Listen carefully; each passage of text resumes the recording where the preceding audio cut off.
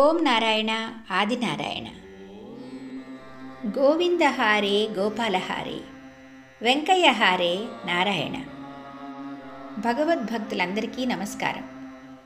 భగవాన్ శ్రీ వెంకయ్య స్వామి వారు తమ లీలామృతం పారాయణ గ్రంథం ఆడియో రికార్డింగ్ మొదలుపెట్టించి అద్భుతమైన 354 లీలలను 134 ఎపిసోడ్స్తో అఖండంగా సంపూర్ణం చేయించిన ఈ శుభ సందర్భంగా స్వామి భక్తులందరికీ కూడా మీ రేవతి ఆత్మీయ అభినందనలు.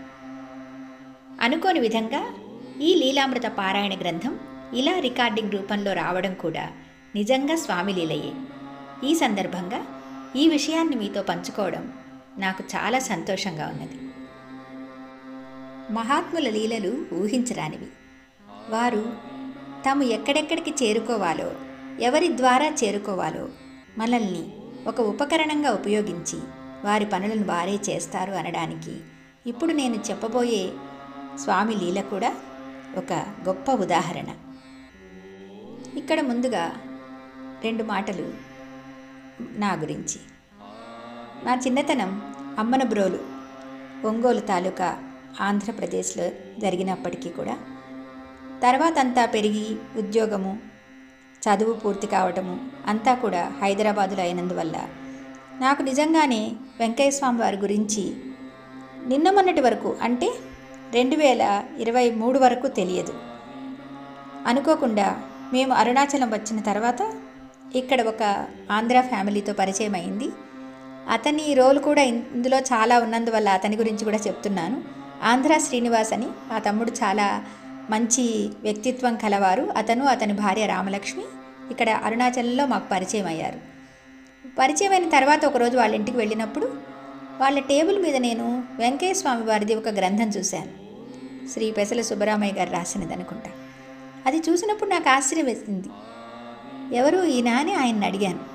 అప్పుడు ఆయన అన్నారు, అయ్యో మీకు తెలియదా, నెల్లూరు గొలగమూడి వెంకయ్య స్వామి అంటారు, చాలా గొప్ప మహాత్ములమ్మ అని చెప్పేసి. అయితే అప్పుడు మొదటిసారిగా నేను స్వామిని చూడడం ఒక పుస్తకం మీద కవర్ పేజీలో. నాకు చాలా ఆనందం వేసింది చూసిన తర్వాత. ఆ పుస్తకం చదువుతానని తీసుకున్నాను. ఈ లోపలే ఏమైందంటే వాళ్ళు ఆ వారంలో గొలగముడి వెళ్తూ మాకు చెప్పకుండానే నాకు మా వారికి కూడా టికెట్ రిజర్వేషన్ చేయించేసి, అమ్మ మీకోసం కూడా నేను టికెట్ బుక్ చేశాను, మనం గొలగముడి వెళ్తున్నామని చెప్పడం చాలా ఆశ్చర్యం కలిగించే విషయం అది. నిజంగా స్వామిని గురించి తెలిసిన ఒక వారంలోనే మేము గొలగముడి వాళ్ళతో కలిసి వెళ్ళడం అయింది. ఇంకా అద్భుతమైన విషయం ఏంటంటే అది 2023 ఆరాధనోత్సవాలు. అనుకోకుండా ఆరాధనోత్సవాల్లో మేము అక్కడ ఉండడము, చక్కగా అక్కడ స్వామిని అంతా ఉత్సవాలు దర్శించుకోవడము. అక్కడి నుంచి నేను జిల్లెళ్ళముడి అమ్మ దగ్గరికి వెళ్ళడం జరిగింది. అమ్మవి కొన్ని ఆడియో బుక్స్ చేస్తూ ఉండేదాన్ని. ఆ తర్వాత ఈ ఆంధ్ర శ్రీనివాస్ వాళ్ళు కూడా అక్కడికి వచ్చి అమ్మని దర్శించుకున్నాక మళ్ళీ మేము తిరిగి అరుణాచలం వచ్చాం. ఆ తర్వాత కొన్ని రోజులకు కూడా కాదు, ఒక సంవత్సరానికి అనుకుంటాను, ఒకరోజు ఉదయం లేవగానే నాకు ఓం నారాయణ ఆదినారాయణ గ్రూప్ అనేది నా ఫోన్లో కనపడింది. నా నేమ్ ఎవరో యాడ్ చేసినట్టుగా. నిజంగా నాకు తెలీదు అది ఎవరు నన్ను జాయిన్ చేశారో ఈరోజు వరకు కూడా. తర్వాత ఏమైందంటే అందులో స్వామిని చూసి నేను దండం పెట్టుకున్న తర్వాత ఒక చిన్న వెంకయ్య స్వామి గురించిన పదం, వెంకయ్య స్వామి మనతో ఉంటే మనకు ఆనందం అన్నట్టుగా ఒక చిన్న 4 లైన్ల వాక్యాలు ఉన్నాయన్నమాట. దాన్ని నేను ఒక గానం రూపంలో పాడేసి అది పెట్టాను ఆ గ్రూప్లోనే. వెంటనే నాకు గ్రూప్ అడ్మిన్ రవికాంత్ గారి నుంచి ఫోన్ వచ్చింది. ఆయన నన్ను ఇంకెవరో అనుకొని మాట్లాడుతున్నారు, అమ్మ మీరు కూడా మంచిగా పాడారు అని చెప్పేసి నన్ను తెలిసిన వారిలాగా. అప్పుడు నేను అన్నాను, నేను ఈ గ్రూప్లో కొత్త అండి, నన్ను ఎవరో జాయిన్ చేశారు, ఇది చాలా నచ్చి నేను మీకు పాడి పంపించాను అంటే ఆయన అన్నారు, మిమ్మల్ని అడ్మిన్గా చేస్తున్నానమ్మా గ్రూప్లో, మీరు ఏమన్నా సరే స్వామి గురించి చక్కటి సంగతులు మీరు పెట్టచ్చు అని చెప్పేసి. ఇంకా అది మొదలు అసలు స్వామిది. ఇప్పుడు ఎట్లా అంటే అసలు నాకు తెలియని దాన్ని నన్ను గ్రూప్లో యాడ్ చేసేసి స్వామి ఒక సభ్యురాలిగా ఇక్కడ చేర్చుకోవడం అనేది చాలా ఆశ్చర్యం కలిగించింది. అది ఇంకా ఆశ్చర్యకరమైన విషయం తర్వాత జరిగింది. అది ఏంటంటే ఒకసారి ఇట్లానే నాకు ఇలా కొన్ని భక్త గ్రూపులలో నా పేరు ఉండడం వల్ల ఒకసారి ఒక గ్రూప్లో నేను ఒక చిన్న సంఘటన చూశాను. మెసేజ్, ఓ చిన్న పాపాయి తప్పిపోతే ఎవరికో దొరికింది, ఆ అమ్మాయి ఏడుస్తూ ఉంటే అతను పెట్టాడనమాట, దయచేసి ఎవరికన్నా తెలిస్తే వీళ్ళ తల్లిదండ్రుల గురించి, పాప అసలు ఏం తినటం లేదు, మాకు దొరికింది ఇక్కడ తిరణాలలో అని. ఒక చిన్న ఊరు నుంచి, east Godavari west Godavari side నుంచి ఒక చిన్న అడ్వర్టైజ్మెంట్ లాగా వచ్చింది. వెంటనే నాకు మనసు కదిలిపోయిందనమాట ఆ పాప ఏడుపు చూసి. 4-5 గ్రూప్స్కి పంపించేశాను వెంటనే. కానీ అనుకోకుండా ఎవరైతే ఈ మెసేజ్ పెట్టారో ఒక గ్రూప్లో, ఆ గ్రూప్లో ఉన్న అడ్మిన్ ఆ మెసేజ్ని తొలగిస్తూ, ఇది ఓన్లీ మనకి స్వామికి సంబంధించిందే కాబట్టి మిగతావేమీ పెట్టద్దు, దయచేసి ఏమనుకోవద్దు అని ఆ గ్రూప్లో నుంచి అది తొలగించేశారు. తొలగించిన తర్వాత 10 నిమిషాలకు గమనిస్తే అదే విషయం ఇక్కడ కూడా జరిగింది. వెంకయ్య స్వామిది ఓం నారాయణ ఆదినారాయణ గ్రూప్లో కూడా రవికాంత్ గారు చక్కగా ఒక చిన్న నోట్ పెట్టి, అమ్మ ఇది ఓన్లీ మనం వెంకయ్య స్వామి గురించింది మాత్రమే, ఏమనుకోవద్దు అనేసి దాన్ని డిలీట్ చేయడంతో నాకు కొంచెం మనస్తాపం కలిగిందనమాట. నిజంగా అంటే ఇప్పుడు వెంకయ్య స్వామి గురించి మాట్లాడుతున్నాను కాబట్టి ఇక్కడ సత్యం చెప్తున్నాను. ఇది ఇలా జరగడం కూడా స్వామి లీలనే. ఎందుకంటే తర్వాత జరిగిన విషయాలు నిజంగా స్వామి ఇలా ఒకటి జరగకపోతే నెక్స్ట్ సంఘటనలు జరిగేవి కావేమో. అప్పుడు నేను వెంటనే ఏం మాట్లాడలేదు, కానీ నా మనసుకు కొంచెం చివుకు అనిపించింది. అయ్యో చిన్న పాప కదా, దాని గురించి మనము స్వామి మనల్ని ఆశీర్వదిస్తారు, కానీ ఇలా మనం డిలీట్ చేస్తే ఇది కూడా దేవుడి సేవే కదా అనుకొని ఏం చేశానంటే, అప్పటి వరకు నేను ప్రతిరోజు స్వామిని చూసి స్వామి ఫొటోస్ కింద నమస్కారాలు పెడుతూ ఉండేదాన్ని. కొన్ని రోజులు నేను గమనించుకోలేదన్నమాట అది. ఆ తర్వాత నేను ఒకరోజు స్వామిని చూసుకొని, స్వామి నేను మీ మీద ఏం కోపం తెచ్చుకోలేదు తండ్రి, నేనేదో అలిగాను అనుకోవద్దు, నాకు ఇట్లా మెసేజ్ తీసేసినందుకు కొంచెం బాధ అనిపించింది అంతే అని చెప్పేసి 2 చేతులతో నమస్కారం చేసుకున్నాను వెంకయ్య స్వామికి. నిజంగా ఇక్కడ జరిగిన సంఘటన ఏంటంటే, అది అలా జరిగిన 10 నిమిషాలకల్లా నాకు రవికాంత్ గారి దగ్గర నుంచి ఫోన్ వచ్చింది. అమ్మ, మా వాళ్ళు కొంతమంది అరుణాచలం వస్తున్నారు కాబట్టి నేను మీకు స్వామి దగ్గర నుంచి కొన్ని గ్రంథాలు, స్వామి ప్రసాదం, స్వామి కట్టుకునే మన స్వామి ఇచ్చే దారం, చేతిలో కట్టుకోవడానికి అన్నీ, విభూతి అన్నీ మీకు పంపిస్తున్నాను, మీరు మరి ఎక్కడ కలెక్ట్ చేసుకుంటారు అంటే, సరే రమణాశ్రమం దగ్గరికి రమ్మనండి, కలెక్ట్ చేసుకుంటానండి. నేను స్వామికి ప్రార్థించుకున్న వెంటనే స్వామి నాకు అసలు నీ మీద ఏం కోపం లేదు, అనుగ్రహం తప్ప అన్నట్టు ఇలా నిరూపించడం, ఆ తర్వాత అనుకున్న వాళ్ళు కాకుండా వేరే వాళ్ళు రావడం, వాళ్ళు మా గురుకృప హోమ్ స్టేలోనే దిగడము, నాకు స్వామి ప్రసాదం అంతా కూడా రవికాంత్ గారు పంపించింది వాళ్ళు తెచ్చివ్వడం జరిగింది. ఇది నిజంగా అసలు అనుకోని సంగతి అనమాట, అనుకోని సంఘటన.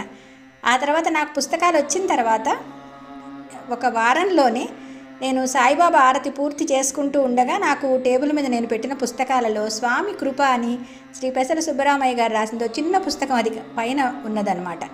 దాన్ని చూసి అనుకోని ప్రేరణ నేను వెంటనే ఆరతి అవగానే, సాయి ఆరతి కంప్లీట్ అవగానే ఆ పుస్తకం తీసుకొని, దాన్ని చాలా చిన్న గ్రంథం అది కంప్లీట్గా నేను ఆడియో చేసేసి నేను రవికాంత్ గారికి పంపించాను ఊరికనే. అది జస్ట్ ఊరికనే నేను ఇలా చేశాను అని చెప్పడం కోసం, అది పర్సనల్గా పంపించాను నేను ఆయనకి. కానీ ఆశ్చర్యకరంగా పొద్దున చూసేటప్పటికల్లా ఆయన దాన్ని 3 భాగాలుగా మంచిగా దాన్ని యూట్యూబ్లో పెట్టి మన గ్రూప్లో కూడా పెట్టి, అమ్మ ఇది నేను ఇలా చేశానని చెప్తే నిజంగా నా సంతోషానికి అవధులు లేవు. అసలు ఊహించని విషయం జరిగింది.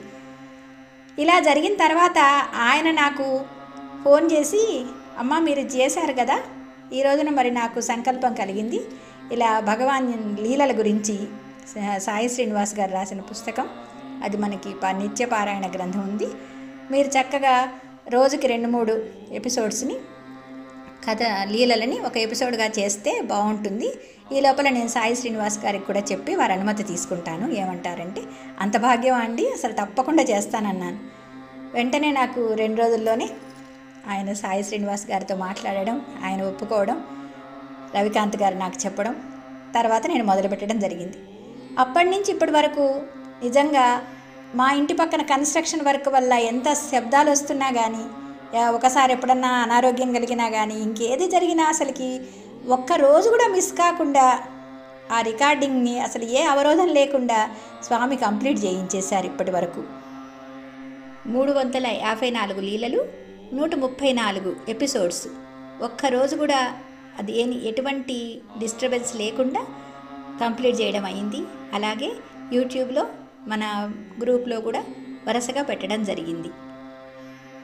స్వామిని నేను ఆరాధనోత్సవాలలోనే మొదటిసారి దర్శించుకోవడం, తర్వాత సాయి శ్రీనివాస్ గారు 2024లో ఆరాధనోత్సవాలలోనే ఈ గ్రంథాన్ని స్వామికి సమర్పించడం, మళ్ళీ ఈరోజు మన రికార్డింగ్ కూడా, ఆడియో రికార్డింగ్ ఈ లీలలు కూడా ఈ ఆరాధనోత్సవాలలోనే ఈరోజు కంప్లీట్ అవ్వడం, నిజంగా ఇదంతా కూడా మనం యాదృచ్ఛికం అనలేం. ఇది శ్రీ వెంకయ్య స్వామి అనుగ్రహము, ఒక మహిమాన్వితమైన లీల మాత్రమే. అలాగే ఇది అయిపోగానే మళ్ళీ మనము కొత్తగా ఇంకొక గ్రంథంతో ముందుకెళదాము అని అనుకుంటున్నాము. కానీ ఇంతలోనే నిన్న అనుకోకుండా ఎక్కడైతే మేము అరుణాచలంలో కలిసిన ఆంధ్ర శ్రీనివాస్ గారింటి గృహప్రవేశానికి వెళ్ళడం, అక్కడి నుంచి బయలుదేరుతూ తమ్ముడు ఇట్లా రేపటితోటి అయిపోతుంది మన వెంకయ్య స్వామి లీలామృతం అని చెప్పేసి నేను అతనితో చెప్పగానే, అదేంటమ్మా మరి మన గ్రూప్లో దాన్ని ఎందుకు మీరు పెట్టలేదు, రేపటి నుంచే మొదటి భాగంతో మొదలుపెట్టి నాకు వెంకయ్య స్వామి లీలలను మన గ్రూపులో పెట్టాలమ్మా అని, అతని డివోషనల్ గ్రూప్ అనమాట, పెట్టాలమ్మా అని అతను అడిగారు.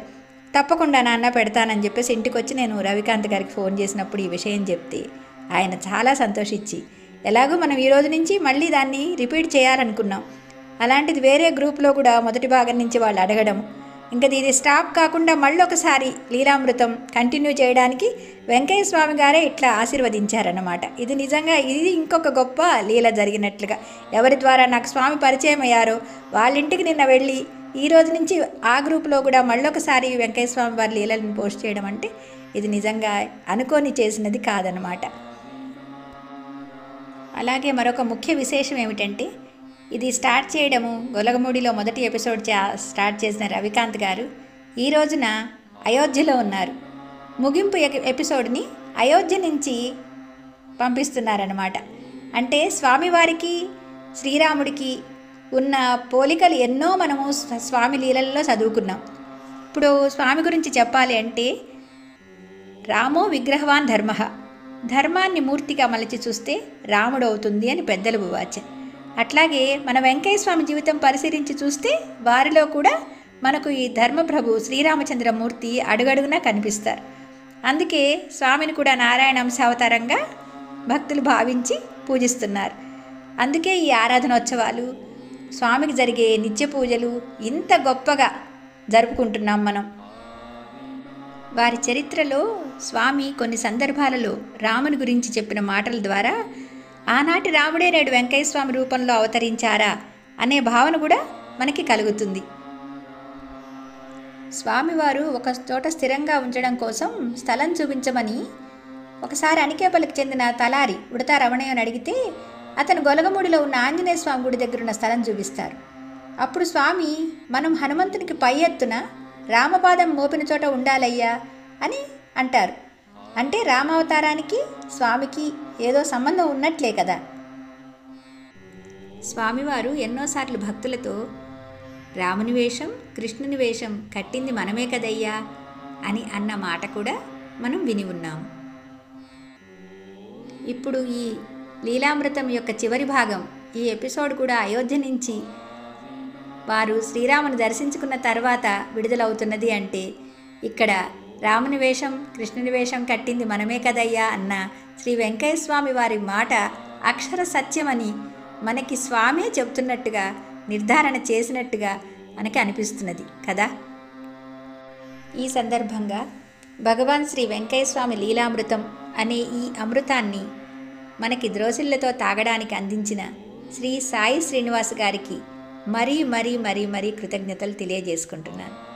అలాగే ప్రతిరోజు కూడా ఎటువంటి ఆటంకం లేకుండా సమయానికి ఉదయాన్నే ఈ ప్రోగ్రాంని క్రమం తప్పకుండా విడుదల చేసిన రవికాంత్ గారికి, వారి భక్తిభావానికి నిజంగానే నమస్కరిస్తూ వారికి కృతజ్ఞతలు తెలియజేసుకుంటున్నాను. అలాగే చూడడానికి ఒక మంచి పోస్టర్ తోటి వెంకయ్య స్వామి వారి దివ్యమైన రూపాన్ని మనకు కనులకు కట్టేటట్టుగా పోస్టర్స్ తయారు చేసిన శ్రీ క్లాసిక్ శేఖర్ గారికి కృతజ్ఞతాంజలులు. అలాగే ప్రతిరోజు కూడా ఎంతో మంచిగా భక్తి భావనతో ఈ ప్రోగ్రాంని విని ఆదరించి సహకరించిన భక్తులందరికీ కూడా నేను శిరస్సు వంచి పాదాభివందనం చేస్తున్నాను. అతి త్వరలో మళ్ళీ మరో గ్రంథంతో మనమందరం తిరిగి కలుసుకుంటామని, శ్రీ వెంకయ్య స్వామి అనుగ్రహం మనందరి మీద ప్రసరించి మనకి ఆయురారోగ్య అష్టైశ్వర్యాలు ఇవ్వడమే కాకుండా మనల్ని ఆధ్యాత్మికంగా మన ఉన్నతికి స్వామి సంపూర్ణంగా మనల్ని ఆశీర్వదించాలని కోరుకుంటూ మీ అందరి దగ్గర సంతోషంగా సెలవు తీసుకుంటున్నాను. త్వరలో మళ్ళీ కలుద్దాం. మీ రేవతి. ఓం నారాయణ ఆదినారాయణ. భగవాన్ శ్రీ వెంకయ్య స్వామి లీలామృతం పారాయణ గ్రంథం. రచన doctor N Sai Srinivas, MA PhD. గాత్రం గంటి రేవతి. సేకరణ మండవ రవికాంత్. ఈనాటి పారాయణంలో చివరి భాగంగా మనము ఫలశ్రుతి చెప్పుకుందాం. 354వ లీల ఫలశ్రుతి. వెంకయ్య స్వామివారి ఆశీర్వాదంతో 2019వ సంవత్సరం ఆరాధన ఉత్సవాల సందర్భంగా నిత్య పారాయణ గ్రంథం భగవాన్ శ్రీ వెంకయ్య స్వామి లీలామృతం గొలగముడి దివ్యక్షేత్రం నుండి ప్రారంభించడమైనది. వారికి దండకమండలాలు లేవు, కాషాయ వస్త్రాలు ధరించలేదు. అతి సహజంగా సామాన్య మానవునిలా జీవించారు. అవతార పురుషులై 1897లో జన్మించి 1982 వరకు నిస్వార్థంగా నిరాడంబరమైన జీవితం గడిపి నిరుపేదల నారాయణమూర్తిగా ఆరాధించబడుతున్నారు. వారు పర్యటించిన గ్రామాలన్నీ సస్యశ్యామలమయ్యాయి. వారిని ఆశ్రయిస్తే ఆరోగ్య, ఆర్థిక, వివాహ, సంతాన మొదలైన అన్ని సమస్యలు పరిష్కరించబడ్డాయి. గ్రామంలో ఉండే దుష్టశక్తులను పారద్రోలారు. ఆవులు, గేదెలు, గొర్రెలు, మేకలు మొదలైన మూగజీవాలను వ్యాధుల నుండి రక్షించారు. గుండెం వేసుకొని తన తపోధనంతో వచ్చిన వారికి అభయంగా అభయముద్రలు, రక్షాదారాలు ఇచ్చిన నిరంతర కృషివలుని జీవితం అంతా పేదల కోసమే త్యాగం చేశారు. వారి సంకల్పంతో వర్షాలు కురిశాయి. ప్రకృతి, పంచభూతాలు వారి స్వాధీనంలో ఉన్నా కూడా తనకు తాను ఎప్పుడూ సిద్ధపురుషులుగా స్వామి ప్రకటించుకోలేదు.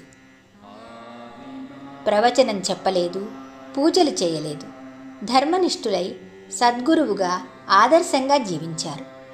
పల్లె ప్రజలతో మమేకమై కులమత భేదం లేకుండా భగవంతుని దృష్టిలో అందరూ సమానమే అని చాటి చెప్పిన గొప్ప మానవతావాది స్వామి. దూరదృష్టి, దూరశ్రవణంతో భూత, భవిష్యత్తు, వర్తమానం చెప్పగల సర్వజ్ఞులు. ఆపదలో ఉండి ఎక్కడ తలుచుకుంటే అక్కడ ప్రత్యక్షమై రక్షించిన సర్వవ్యాపకులు. అసామాన్యమైన లీలలు చూపించిన సర్వశక్తిమంతులు. ఎందరికో పునర్జన్మ ప్రసాదించిన వరప్రదాత. ఎన్నో సంవత్సరాల ముందే సోమశిల ప్రాజెక్టును రూపొందించిన మేధావి. స్కైలాబ్, చంద్రమండలం మొదలైన భౌగోళిక విషయాల గురించి చెప్పిన శాస్త్రవేత్త. కలియుగంలో అవతరించి అద్భుతమైన లీలలు చేసిన ఆ శ్రీమన్నారాయణమూర్తిని 1000 తలలు ఉన్న ఆదిశేషుడే వర్ణించలేడు. స్వామివారి లీలామృతం ద్వారా భక్తులకు జరిగిన అనుభవాలను అన్నింటినీ భక్తితో మాలగా కూర్చాము. స్వామివారి పాదాల చెంత 24/8/2024 శనివారం ఆరాధనా ఉత్సవాల సందర్భంగా ఈ పారాయణ గ్రంథరాజమును గురుదక్షిణగా ఈ అక్షర పుష్పమాలను అంకితమివ్వడం మా భాగ్యం. ఈ మహాయజ్ఞంలో సహకరించిన వారందరికీ కృతజ్ఞతలు. ఈ మహాకార్యంలో మమ్మల్ని ఒక పనిముట్టుగా చేసుకొని మాకు ఈ అవకాశం ప్రసాదించిన స్వామివారికి అనంతకోటి ప్రణామములు. ఈ లీలామృతం భక్తి శ్రద్ధలతో పారాయణ చేసిన భక్తులందరికీ భగవాన్ శ్రీ వెంకయ్య స్వామివారి సంపూర్ణ అనుగ్రహ ఆశీస్సులు తక్షణమే కలుగునుగాక. సద్గురు కృపా కటాక్ష ప్రాప్తిరస్తు. సర్వం శ్రీ భగవాన్ వెంకయ్య స్వామి పాదార విందార్పణమస్తు. ఓం తత్సత్.